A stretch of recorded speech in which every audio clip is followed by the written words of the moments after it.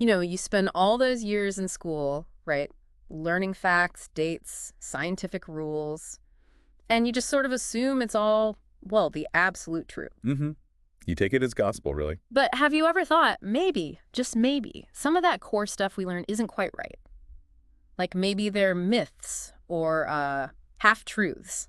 It's a really crucial question Yeah. because these aren't just small details. The stories we learn in school, they shape our whole foundation for understanding things. Exactly. And if that foundation is a bit shaky, Well, it affects how you see everything new that comes along. precisely. And that's what we're getting into today. We've looked at a bunch of sources covering five really common school myths, history, science, it's all in there.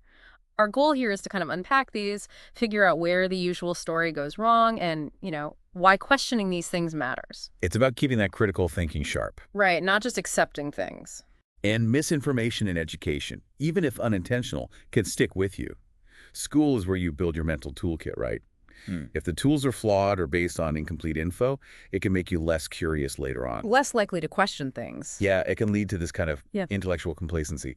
Limits your ability to form your own informed views. Okay, let's tackle the first one. You know the image. 1492, Columbus. Sails the ocean blue, discovers America, this vast, empty continent, the big hero finding new land. That's the classic story for sure. But as you hinted, the reality is quite different. The Americas were far from empty.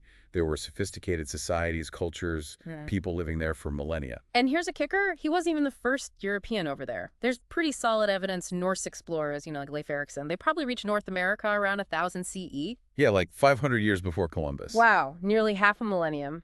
And it's really about that word discovery, isn't it? Yeah. Yes, Columbus's voyages kicked off, sustained European contact and colonization. But that came with, well, devastating consequences for the indigenous people. Disease, violence. Exactly. Widespread disease they had no immunity to. Violent displacement from their lands, the destruction of their ways of life. So calling it a simple discovery just wipes out the whole history of the people already living there. It cleans up a really brutal part of history. It absolutely does. It sanitizes it. A more honest approach acknowledges Columbus's navigational achievements. Sure, the voyages were historically significant, but it must also face the catastrophic impact on the indigenous populations. We need the full, complex picture. Okay, so history isn't always the simple story we got. Let's shift gears to science. Even famous scientists and big discoveries, the stories can be more complicated. Let's talk Marie Curie. The image is so strong. Lone woman, genius, discovers radium, changes everything. And look, she was undeniably brilliant.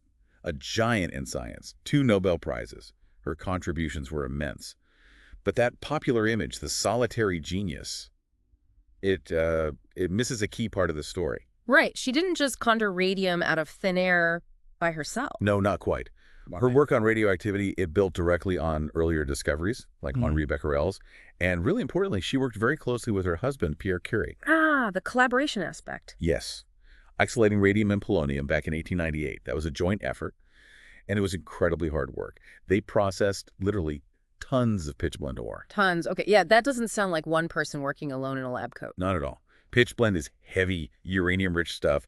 Imagine the physical labor involved. But often the narrative just spotlights Marie, kind of glossing over Pierre's role and the intense teamwork. So seeing it as teamwork gives a more accurate picture of how science often works, not just lone geniuses. Precisely.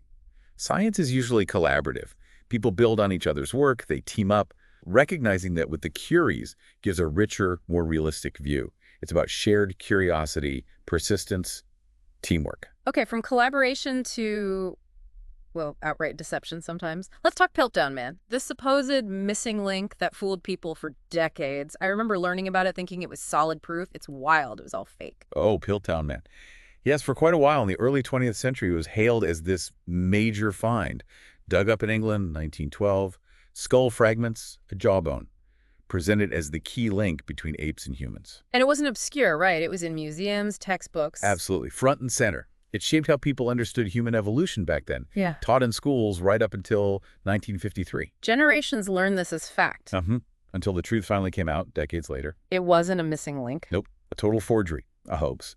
Someone had taken a modern human skull, combined it with an orangutan jaw, and then deliberately doctored them, stained them, filed the teeth to look ancient. Wow. Just wow. So this fake fossil actually misled scientists and shaped education for years. It really did. It held back progress in paleoanthropology Yeah. because real fossils that didn't fit the Piltdown picture were sometimes doubted or ignored. That's a huge impact. It's a powerful reminder, isn't it? Even in science, where we strive for objectivity, bias, and even fraud can creep in. It really underlines why you need constant questioning, rigorous checking of evidence. Skepticism is crucial. Definitely. It shows the importance of teaching not just what science finds, but how it works, the process, the critical evaluation. Let's switch tracks again to something a bit more electric. The war of the currents. Tesla versus Edison. Often painted as this big drama, right? Yeah. Visionary Tesla against the establishment guy, Edison. Yeah, that's the common narrative. Tesla pushing alternating current, AC, against Edison backing direct current, DC. Often it's like innovation versus the old guard. And Edison gets portrayed as maybe a bit ruthless, doing things like electrocuting animals to make AC look bad. That's definitely part of the popular legend. But like these other myths, the reality is more layered. Yes, Tesla's AC was better for sending power over long distances, and it did win out, especially through his partnership with George Westinghouse. But Edison wasn't just some corporate bad guy. No, not at all. Edison was an incredible inventor himself. Hugely prolific, tons of patents, a real innovator. And Tesla, brilliant as he was, he had his own quirks and complexities, too. So it wasn't a simple good guy versus bad guy story. Far from it. It was a mix of real technological debate, fierce business competition, and, yeah, probably some personal animosity, too. Both men were giants who massively shaped our electric world. Seeing the nuances gives a better sense of how innovation actually happens. It can be messy. Okay, final myth for today. This one's about our ancient cousins, the Neanderthals. The old lesson was pretty clear. They were a different species, they died out, end of story, not really related to us modern humans. That was the standard view for a very long time, yes. Yeah. Based on the fossil evidence available then. But wow, have things changed, especially with advances in genetics. Since around 2010, genomic research has completely shaken up that picture. And it found something pretty startling, right? It really did. The big takeaway is that people whose ancestry isn't primarily African carry typically between 1 and 2% Neanderthal DNA. 1 and 2%. So that means It means there was interbreeding. Our Homo sapiens ancestors encountered Neanderthals probably around 50,000 years ago or so, and they had children together. so they weren't totally separate after all. There was mixing. Exactly. It really complicates that simple idea of them being just a separate doomed branch. Human evolution looks much more like an interconnected web now. And does this Neanderthal DNA we carry actually do anything? Fascinatingly, yes. Studies suggest it influences various things in us today, aspects of our immune system, how our skin reacts to sunlight, maybe even susceptibility to certain diseases. So, in a real way, modern humans are a blend, a mosaic of different ancient lineages. That is incredible. It totally reframes how you think about what it means to be human, our deep history. It absolutely does, and it's just a fantastic example of science in action, isn't it?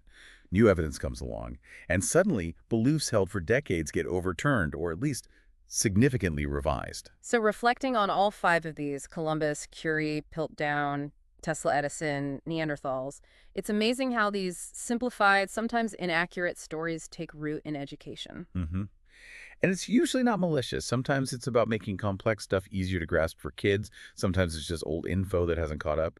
But the end result, as we've seen, can still limit our understanding and our ability to think critically. And challenging them, digging deeper. It's not just about being nitpicky about facts. It's about empowering ourselves, really, to look for evidence, embrace complexity, not shy away from nuance, to form our own well-grounded views. Which is more important than ever now, wouldn't you say? With information and misinformation flying around constantly, having that curious, slightly skeptical mindset, the one you build, by questioning what you're told, it's essential for navigating the world today. Absolutely. So maybe a final thought for you listening. What else did you learn back in school? What other facts might deserve a second look? Are there other stories you were taught that felt maybe a bit too simple or left things out? It's worth pondering. Reflect on your own experiences. Maybe do a little digging yourself. Yeah.